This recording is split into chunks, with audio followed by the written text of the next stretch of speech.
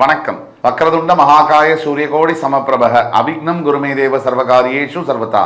தென்னாட்டுடைய சிவனே போற்றி, என் நாட்டவர்க்கும் இறைவா போற்றி. நண்பர்களே, இந்த புத்தம் புதிய நிகழ்ச்சியில் உங்கள் அத்துணை பேரையும் வரவேற்பதில் மிக்க மகிழ்ச்சி கொள்கிறேன். கடவுளின் கணக்கு. மனுஷன் ஆயிரக்கணக்கான கணக்குகளை நம்ம போடுறோம். கடவுள் ஒரே ஒரு கணக்கு மூலியமா அந்த விஷயத்தை முடிச்சிடுவார், முற்றுப்புள்ளி வச்சிடுறார். அது நல்லதாக இருக்கட்டும், இல்லை தப்பானதாக இருக்கட்டும். கடவுள் போடுற கணக்கு என்ன, அதை பற்றி படிப்போமா? ஜோதிடத்தின் வாயிலாக சில ராசிகளுக்கு கடவுளின் கணக்கு என்ன, அந்த வரிசையில் இன்னைக்கு நம்ம பேச போகிறது தனுசு ராசி. காலபுருஷனுடைய 9ஆம் வீடு தனுசு ராசி. குரு பகவான் மூலத்திரிகோண ஸ்தானம் அடையக்கூடிய மூலம், பூராடம், உத்திராடம் அடங்கிய இந்த ராசி மிக பிரபலமான ஒரு ராசி. தனுசு ராசி நேயர்களே அப்படின்னு திரைப்படமெல்லாம் கூட எடுக்கிறாங்க. தனுசு ராசி, இந்த ராசிக்கு என்ன அவ்வளோ ஸ்பெஷலு? நல்ல எண்ணங்கள், தெய்வ சிந்தனை, நல்ல செயல்கள், நல்ல வார்த்தைகள் அதிகமாக ஒரு மனுஷன்கிட்ட தென்படுதுன்னா அவன் தனுசு ராசிக்காரனாக இருக்கக்கூடிய ஆச்சரியம் இருக்கு.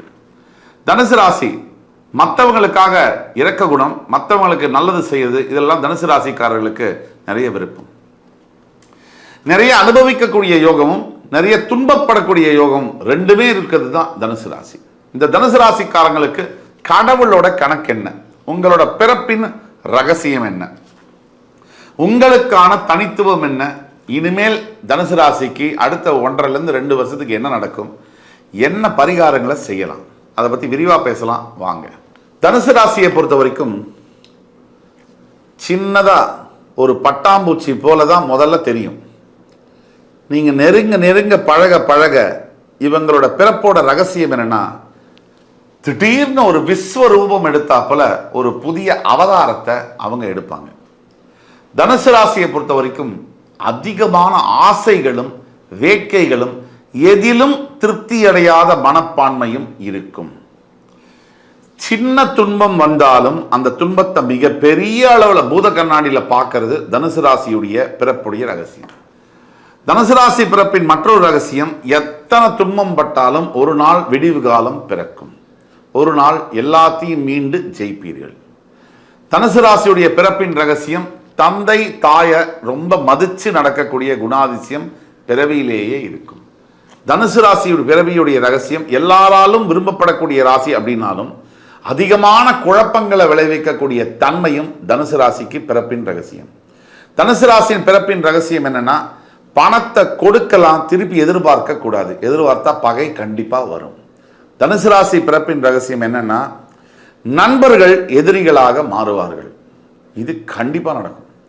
தனுசு ராசியுடைய பிறப்பின் ரகசியம் என்ன அப்படின்னா, தானே தனக்கு கெட்டதை தேடிக்குவாங்க, மற்றவங்க தேடி கொடுக்கிற கெட்டதை விட தான் தனக்கு செய்யக்கூடிய தீங்கு அதிகமாக இருக்கும். இதை மாற்றிக்கணும். தனுசு ராசி பிறப்பின் ரகசியம் என்னன்னா, 35லேருந்து 45 வயசுக்குள்ள மிகப்பெரிய துன்பங்களை பார்ப்பாங்க தனுசு ராசினியர்கள். அதை தாண்டி வரக்கூடிய நேரத்தில் ஒரு 50-55 வயசுக்கு மேலே மிகப்பெரிய வெற்றிகளை பார்ப்பார்கள். தனுசு ராசி நேயர்களுக்கு மிகப்பெரிய ஒரு பிறப்பின் ரகசியம், அருமையான குழந்தைகள் பிறக்கும், அறிவான அழகான குழந்தைகள் நிச்சயம் பிறக்கும். புத்திர பாக்கியத்தில் ரொம்ப ஸ்ட்ராங்காக இருப்பாங்க தனுசு ராசினியர்கள். நல்ல குழந்தைகளை பெறுவதிலும் பாக்கியங்கள் உண்டு. நல்ல குடும்ப பின்னணியில் பிறப்பது தனுசு ராசினியர்களுக்கு உண்டு. அப்படி பிறக்கலைனாலும் இவங்களே ஒரு லெகசியை, ஒரு அற்புதமான ஒரு வம்சத்தை உருவாக்குவாங்க. இதெல்லாம் தனுசு ராசிக்காரர்களுடைய பிறப்பின் ரகசியம். முக்கியமாக தனுசு ராசிக்கு நீங்களாக கற்றுக்கிற பாடம் உங்களுக்கு ரொம்ப நிற்கும். அடிபட்டு கீழே விழுந்து சிராச்சு நீங்களே தான் கற்றுக்குவீங்க, மற்றவங்க என்ன சொன்னாலும் உங்கள் மனசில் ஏறாது. இது உங்கள் பிறப்புடைய ரகசியம். இப்போ நம்ம பேசுகிறது எல்லாமே பொதுவான பலன்கள். ஆனால் இந்த பலன்கள் 65லேருந்து 70% பொருந்தும். உங்களுக்கான தனிப்பட்ட ஜாதகம், உங்கள் பிறப்பு ஜாதகத்தை நீங்கள் பார்க்கணுன்னா கீழே கொடுக்கப்பட்டுள்ள வாட்ஸ்அப் நம்பர் எங்களை தொடர்பு கொண்டு பேசும்போது நாங்கள் எங்களுக்கான தகவலை கொடுத்து ஆன்லைனில் நீங்கள் பேமெண்ட் பண்ணி வரும்போது ஆன்லைன் அப்பாயின்மெண்ட் உங்களுக்கு கொடுப்போம். அதில் உங்கள் பிறவிக்கான, உங்கள் ஜாதகத்துக்கான யூனிக், உங்களுக்கு மட்டும் உள்ள தனித்துவமான விஷயங்கள் என்ன, என்ன நடக்கும், என்ன செஞ்சால் எப்படி முன்னேற்றிக்கலாம் அப்படிங்கிறத துல்லியமாக நான் கணித்து தர காத்து கொண்டிருக்கிறேன். இப்போ தனுசு ராசினியர்களுடைய பொதுவான குணாதிசயங்கள், தனித்துவங்கள் என்ன, அதை பற்றி பார்ப்போம். தனுசு ராசினியர்கள் பொதுவாக நேர்மையாக இருப்பாங்க அப்படின்னு தான் ரொம்ப நம்புவாங்க. தனுசு ராசி நேர்மை எப்படின்னா, இவங்களுக்கான நேர்மை, அதாவது நேர்மை தான் இதே விஷயம் ஒரே விஷயத்தில் 2 ஸ்டாண்டர்ட் இருக்கும். ஒன்று தனக்குன்னு வரும்போது ரத்தம், மற்றவங்களுக்குன்னு வரும்போது தக்காளி சட்னி. இந்த நேர்மை தான் தனுசு ராசி நேயர்களுக்கு இருக்கும். பொதுவாக எல்லோருக்கும் அல்ல, பொதுவாக தனுசு ராசி நேயர்கள் அடுத்தவங்களை பார்த்து இறக்கப்படக்கூடிய மனோபாவம் இருந்தும் யாருக்கிட்ட நீங்கள் உண்மையாகவே இறக்கப்படணுமோ அவங்கள்ட்ட உங்களுக்கு இறக்கம் வராது. தனுசு ராசி நேயர்களுக்கு இன்னொரு முக்கியமான மனோபாவம் என்ன, சுதந்திரமாக இருக்கணும் அப்படிங்கிறது இருக்கும். அந்த சுதந்திரமே சில சமயங்களில் உங்களுக்கு வேலியாக அமையுது அப்படிங்கிற உணர்வை உங்களுக்கு புரியறதுக்கு காலங்கள் ஆகும். இன்னொரு முக்கியமான தனித்துவம் உங்கள்கிட்ட என்ன இருக்குது அப்படின்னா, புரிஞ்சிக்கக்கூடிய தன்மை இருந்தும் பிடிவாதமாக புரிஞ்சிக்க மாட்டேன் அப்படின்னு சொல்லக்கூடிய தன்மை தனுசு ராசிக்கு உண்டு. எல்லாத்தையும் விட மேலே உங்கள்கிட்ட இருக்கக்கூடிய மிகப்பெரிய ஒரு ஸ்பெஷல் குவாலிட்டி என்ன அப்படின்னா, அடுத்தவங்களுக்கு தெரிஞ்சு கெடுதல் செய்ய மாட்டீங்க. இன்னொரு முக்கியமான தனித்துவம் என்ன அப்படின்னா, தலைமை பொறுப்புகளில் உங்களை விட பெஸ்டான பர்சன் அந்த தலைமை பொறுப்பில் உட்கார்றதுக்கு தகுதி வந்து உங்களுக்கு தான் இருக்கு. உங்களுடைய ஆச்சரியமான ஒரு தனித்துவத்தை சொல்கிறேன். நீங்கள் எந்த ஒரு சின்ன விஷயத்தையும் பயங்கர பெருசாக ஊதுவீங்க, பெரிய விஷயத்த ரொம்ப சின்னதாக பார்ப்பீங்க. இது ஒரு விதமான வித்தியாசமான ஒரு குணாதிசயம். உங்களுக்கு ஒரு அறிவு பசி, அறிவு தேடல் என்பது இருந்து கொண்டே இருக்கும். குரு பகவானுடைய மூலத்திரிகோண ஸ்தானம் அப்படிங்கிறதுனால, கல்விக்கு குரு காரகன் அப்படிங்கிறதுனால உங்களுக்கு நிறைய அறிவு பசி இருந்து கொண்டே இருக்கும். அதை பண்ணணும், இதை பண்ணணும். தனுசு ராசியை பொறுத்த வரைக்கும் ஒரு விஷயத்தை எடுத்தால் அந்த விஷயத்தில் ஃபோக்கஸ் நீங்கள் பண்ணணும். அது இல்லாமல் 10 விஷயத்தில் உங்கள் மனம் அலைபாயும் அப்படிங்கிற ஒரு இயற்கையான ஒரு இது விஷயம் இருக்கிறதுனால எதுலேயுமே சாதிக்க முடியாத போகக்கூடிய சூழ்நிலைகளும் உருவாக்கலாம். ஒரே விஷயத்தை எடுத்து அதுலேயே ஃபோக்கஸ் பண்ணி வந்தீங்கன்னா அதில் கண்டிப்பாக நீங்கள் வெற்றி அடைய முடியும். நம்பிக்கையான மனசு இருக்கக்கூடிய நீங்கள் நேர்மையாகவும் ஒரு மனநிலையில் எடுத்து எந்த வேலையை செய்தாலும் அந்த வேலை என்பது நிச்சயம் வெற்றி பெறும். தனுசு ராசியில் பிறந்தவங்க அதிகமாக டிராவல் பண்ண வேண்டியது இருக்கும். அதை தடுக்கவே முடியாது. இந்த டிராவலில் 70 முதல் 75% பிரயோஜனமான பயணம், ஒரு 25% பிரயோஜனம் இல்லாத பயணமாலும் அமையலாம். யாராவது உங்கள் பக்கத்தில் நெருக்கமாக இருக்கக்கூடியவங்க உங்களை குத்திக்கிட்டே இருக்கலாம். அதனால் உங்களுக்கு கோபம் அதிகமாகவும் வரலாம். அந்த நேரத்தில் பக்குவப்பட்ட மனசோட பொறுமையும் நிதானமும் அவசரமில்லாத தன்மையும் நீங்கள் கடைபிடிச்சிட்டிங்கன்னா உங்களை வெல்ல இனிமேல் பிறந்து தான் ஒருத்தம் வரணும். இந்த தனுசு ராசிக்கு உண்டான தனித்துவங்களில் முக்கியமான தனித்துவங்கள் நட்சத்திரம் வாயிலாக கூட சொல்ல முடியும். மூலம், பூராடம், உத்திராடம், கேது, சுக்கிரன், சூரியன் இவங்களுடைய நட்சத்திரம் குருவுடைய வீட்டில் ஏன் வரணும்?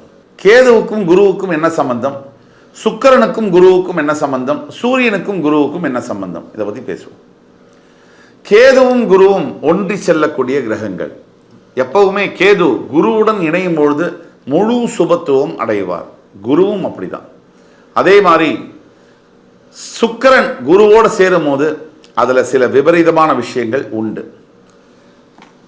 அஷ்டம சனி காலகட்டத்திலேயோ 7.5 சனி காலகட்டத்திலேயோ அல்லது உங்கள் சுய ஜாதகத்தில் பூராட நட்சத்திரம் 8இல் ராகு திசை நடத்தினாலோ உங்களுக்கு அபாயகரமான காலகட்டமாக அது பார்க்கப்படுகிறது. இந்த பொதுவாக தனுசு ராசி நேயர்களுக்கு ராகு திசை என்பது ஆகாது.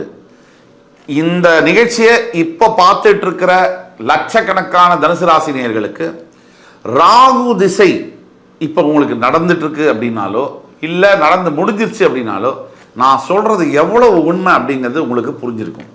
ராகு திசை 95% தனுசு ராசி நேயர்களுக்கு பிரிச்சு மேய்ஞ்சிருக்கும். ஏன்னா ராகு திசை மிகவும் ஆபத்தான திசை.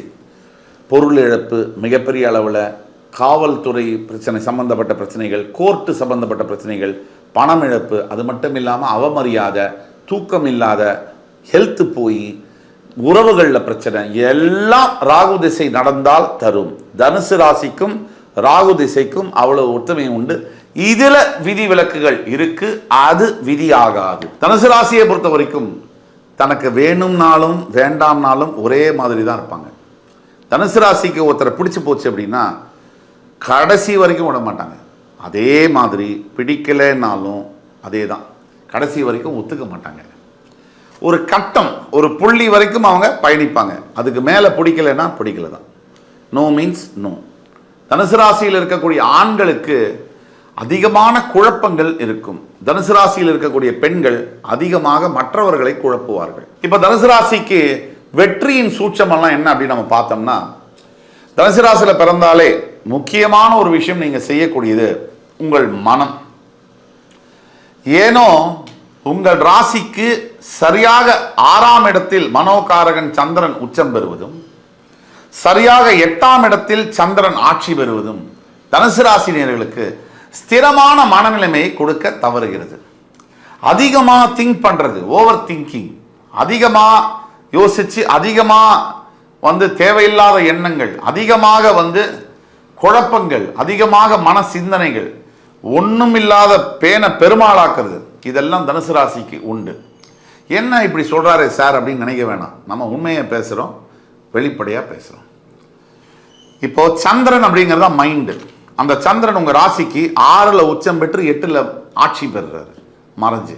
இப்போ இதுல என்ன அப்படின்னா, உங்களுடைய மனசு உங்களுக்கு ஃபேவரபிளா இல்லை, அது ஸ்டேபிளா இல்லை, அன்ஸ்டேபிளா இருக்கு.